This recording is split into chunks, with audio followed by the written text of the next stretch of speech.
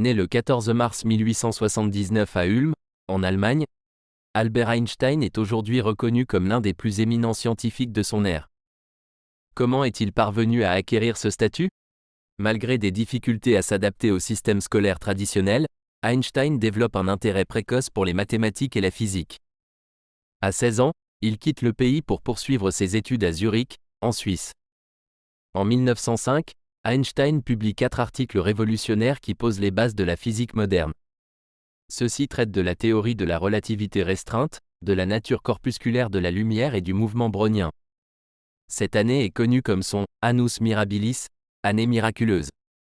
10 ans plus tard, le savant allemand développe la théorie de la relativité générale, qui propose une nouvelle compréhension de la gravité. Sa théorie est confirmée par des observations lors de l'éclipse totale de Soleil de 1919, avant de recevoir le prix Nobel de physique pour sa découverte de la loi de l'effet photoélectrique 2 années après. Einstein poursuit ensuite ses recherches sur des théories physiques fondamentales et explore divers domaines, avant de fuir l'Allemagne nazie en raison de son ascendance juive et de ses opinions anti-nazies en 1933. Il traverse l'Atlantique et rejoint les États-Unis où il travaille à l'Institut de recherche avancée de Princeton jusqu'à sa retraite en 1945. Einstein meurt le 18 avril 1955 d'une rupture d'anévrisme de l'aorte abdominale. Ses cendres sont éparpillées dans un lieu tenu secret, conformément à ses dernières volontés.